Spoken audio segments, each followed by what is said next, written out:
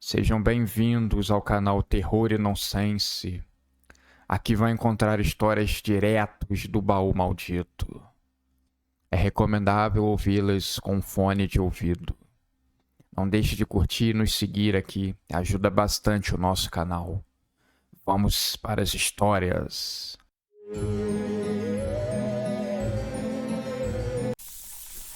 Alguns dias antes dos acontecimentos, a nobre Clara, aproveitando a deixa que seus pais haviam saído para uma pizzaria, eles iam comemorar mais um ano de casados. Ela chamou alguns amigos. Um deles, inclusive, se gabava de ser um perito nas artes do ocultismo. Já tinha sido iniciado em diversos círculos ritualísticos. Sabia tudo sobre aquela conversa toda. Fazendo todo o ritual, eles queriam invocar um espírito apenas como brincadeira, que ele contasse como era o outro plano espiritual e coisas do tipo. Mas nada aconteceu.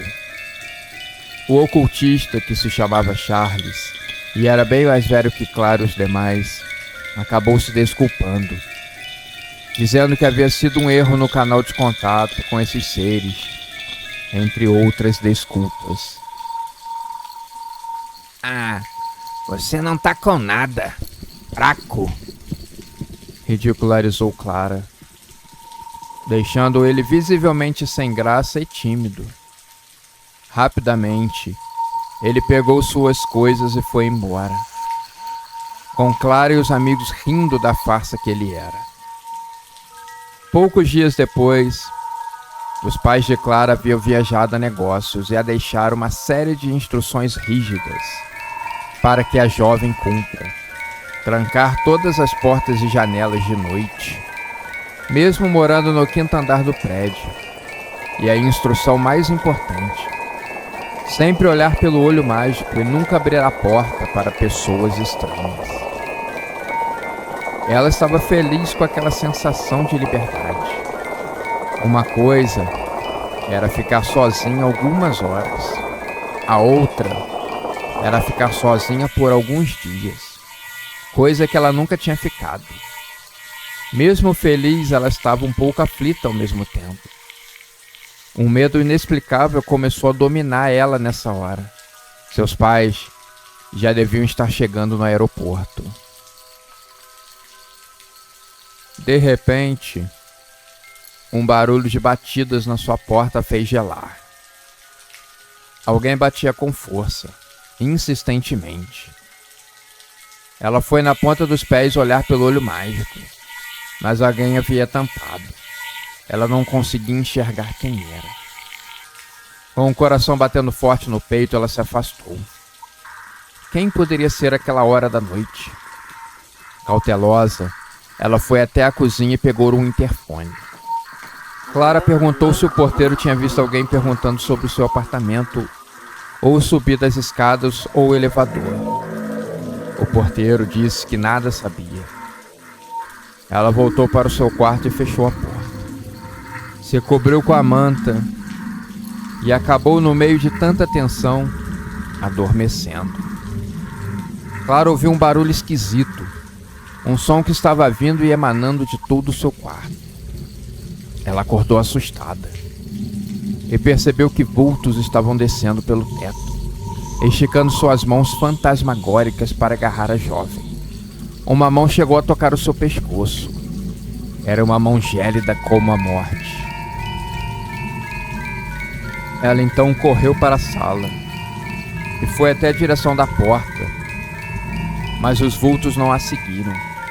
E ela lembrou também que tinha alguém do outro lado. Ela escutava os barulhos. Quando ela olhou novamente pelo olho mágico, viu uma figura encapuzada, que rapidamente a olhou também, se aproximando do olho mágico.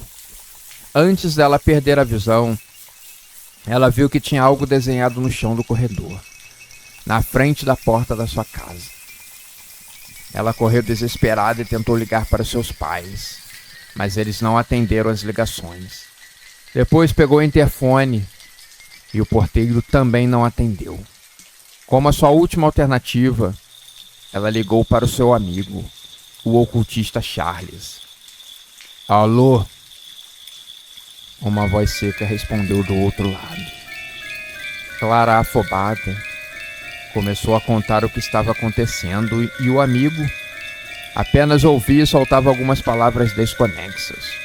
No final de todo o relato, ele deu o seu veredito. O ritual do outro dia deu errado, por alguns motivos que andei pesquisando. Mas ele não deu totalmente errado. Conseguimos convocar algumas almas, mas elas precisavam de tempo para conseguir se materializar e interagir com o nosso plano físico. Por isso, eles só estão aparecendo agora. Clara, então, pediu que ele viesse ajudar o mais rapidamente possível, ainda mais sabendo que ele já tinha o conhecimento do que havia acontecido. Mas ela esqueceu de mencionar o homem esquisito que estava na frente da sua porta.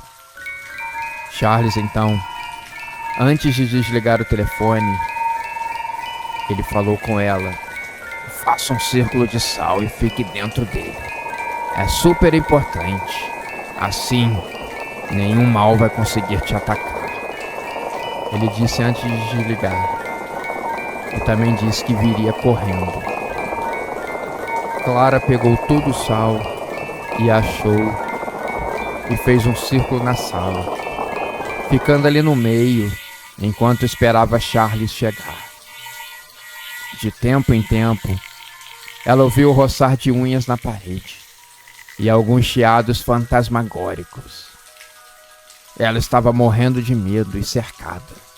Espíritos de um lado e o maníaco na porta. Começou um barulho na porta da frente e a maçaneta foi arrancada. Pelo buraco, Clara conseguiu enxergar do outro lado um homem mexendo na porta e querendo entrar. Ele forçou tanto que ele conseguiu arrancar a porta. Clara gritou por ajuda. Ninguém estava ajudando. O que será que aconteceu com as pessoas daquele andar? Será que estavam todas mortas? Clara pensava. Ela quis correr, mas achou melhor ficar dentro do círculo. O homem que vinha até ela estava com os olhos virados e grunhiam umas palavras que ela não entendia. Dava a entender que ele tinha sido possuído por alguma coisa. De dentro do seu quarto, os vultos no teto começaram a se aproximar. Mas como Charles tinha previsto, eles não avançavam pelo círculo de sal. O vulto e o homem esquisito estavam do lado de fora, olhando para ela, esticando os braços querendo agarrar. Clara suava em frio e fechava os olhos, querendo que o seu amigo ocultista chegasse logo para poder ajudá-la. Quando Charles apareceu na porta, sem ar por ter corrido tanto, segurava um livro aberto nas mãos e começou a falar um monte de palavras em uma língua estranha. Clara estava orgulhosa. Ele era realmente um iniciado e não uma piada como ela tinha achado antes. Mas o homem possuído estava com raiva. Ele ignorou as palavras de Charles e partiu para cima dele. Uma grande luta foi travada pelas duas pessoas, até que o homem possuído jogou Charles no chão, na direção de Clara, o que acabou desfazendo o seu círculo de proteção. Clara gritou por Charles, que não estava respondendo. O homem e os vultos, então, puderam ir para cima da jovem, que tentou fugir e gritar, em vão. Mãos geladas e sem vida a agarraram e arrastaram para o teto. A jovem sumiu para um outro plano espiritual. Do que ela estava vestindo, restou apenas o lado direito do seu chinelo, que havia caído na hora da briga. Charles continuou no chão. Ele estava morto.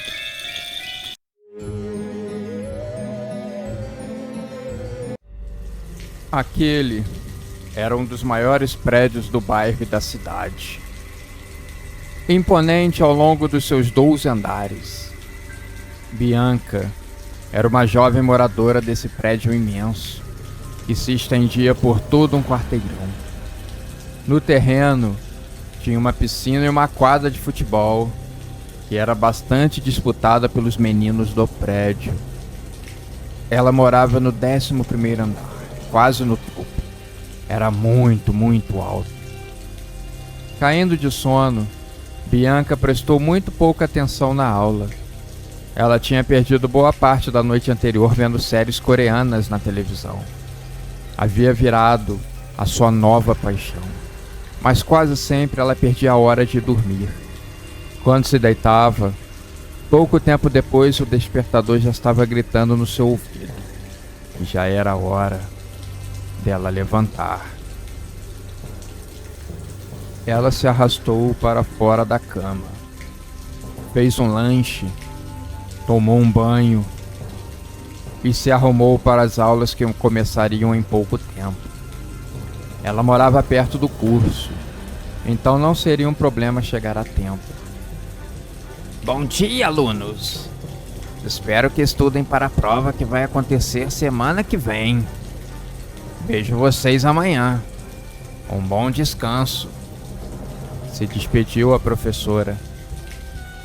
Voltando da sua aula de inglês, ela ouvia música no fone de ouvido. Ela chamou o elevador e esperou ele chegar. 3 pessoas que nunca tinham visto desceram. E ela apertou o seu andar e esperou ele subir. Em mente, Bianca sabia o tempo exato em que o elevador pararia no seu andar. Mas dessa vez foi diferente. E para sua surpresa, o elevador demorou alguns segundos a mais. Estranho, foi a palavra que veio à sua mente. Pouco antes das portas se abrirem, ela colocou os fones de ouvido no pescoço e andou devagar para fora. Na frente do elevador, bem na parede, tinha a indicação em números adornados em cobre, o número do andar. Aquele era o 15º, um andar que obviamente não existia naquele prédio. Depois de apenas 2 passos, ela ouviu um sussurro distante se aproximando como uma bala perdida. Volte! Assustada, ela se virou para entrar de volta no elevador. Ela queria ir para casa e esquecer o que tinha acontecido. Certamente foi uma imaginação forte. Bianca sabe que precisa se alimentar e dormir melhor. Não está fazendo bem nenhuma coisa e nem outra. Mas o elevador não estava mais lá. Ele havia desaparecido. Só tinha uma parede branca na frente. Intrigada, ela tateou essa parede e não encontrou nada. Perto do elevador existia a escada de acesso aos andares. Bianca foi dar uma olhada, mas a única coisa que encontrou no lugar foi um extintor de incêndio, que parecia intacto. Ela foi andando pelo corredor deserto. Queria ver se tinha alguma porta, chamar por ajuda, perguntar que andar era aquele e o que estava acontecendo. Novamente a voz sussurrou: "Não venha para cá." Novamente, o sussurro tirou Bianca do estado de torpor. Ela não sabia se seguia o corredor ou continuava sentada no chão. Ela havia colocado o fone de ouvido. Queria ouvir a música no último volume, mas a internet ali não estava funcionando. Nenhum único som saía do aparelho. Ela andou lentamente, olhando intrigada, que velas apareceram acesas no chão. Bianca estava tendo sentimentos muito ruins acerca daquilo tudo. Não sabia o que estava acontecendo e estava morrendo de medo. Se imaginava em um filme de terror terrível. Ela sendo a principal vítima, a isca perfeita do espírito maligno.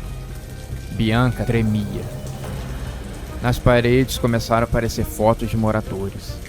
Alguns ela reconhecia, outros não. O prédio era imenso e com muitos apartamentos. As mudanças ali eram constantes também. Algumas fotos começaram a ser riscadas com um enorme X vermelho. Bianca não sabia o que aquilo significava. Seu coração estava palpitando bastante, querendo sair pela boca. O ambiente estava se tornando insuportável. Não tinha entrada de ar. Ela puxou um pouco a camisa do pescoço em busca de ar. Sentia algo pesado e denso. Um vulto passou voando por ela. Depois outro. Ela se jogou no chão com medo e cobrindo a cabeça. Era uma enxurrada de espíritos passando, tornando tudo muito turvo e misterioso. Puxa daqui! Sussurrou uma voz doce e fraca. Outros sussurros davam conselhos para ela. E uma outra voz mandou que ela não fosse covarde. Deixasse de lado o medo e encarasse o que tinha pela frente. Lentamente, Bianca se levantou. Uma luz lá no fundo do corredor. Ela sabia que precisava chegar até lá. Então, foi se encaminhando a passos largos, até que do teto despencou uma fotografia, e ela teve que recuar 2 passos. Era uma foto sua. Como consegui nessa foto? A jovem pensou, e um risco vermelho foi traçado na sua foto, e ela começou a pegar fogo. Corria o risco do fogo se alastrar por todo o corredor, e aí Bianca não teria mais como escapar. Ela se lembrou do extintor de incêndio perto de onde deveria existir a escada. Ela voltou para lá e o pegou, apagando o resquício de fogo que ainda restava na foto. Ofegante, ela deixou o extintor de lado e seguiu em frente, na direção da parca luz que ela via na frente. Isso! Vem até mim! Eu vou, ela pensou. É o caminho certo. Bianca estava tendo a impressão que as paredes ao redor estavam se fechando em cima dela. E com medo, ela deixou de ter a impressão e passou a ter a certeza. As paredes realmente estavam se juntando para esmagar. Ela morreria ali mesmo, prensada. O desespero então bateu. Ela correu para a luz no fim do corredor. Ela correu como se não houvesse amanhã. Ela correu por sua vida. Como a sua vida se transformou de assistir aulas de inglês para estar sendo esmagada em um andar do seu prédio que não existia. Ela não queria saber a resposta. Quando chegou na luz, ela viu que era uma janela com uma linda cortina de flores. Ela sentia a pressão das paredes chegando, quase a alcançando. Ela teve que fazer a única coisa que restava. Pulou. Muito bem, jovem. Foi o salto para uma vida diferente. Esse foi o último sussurro que ela escutou em vida.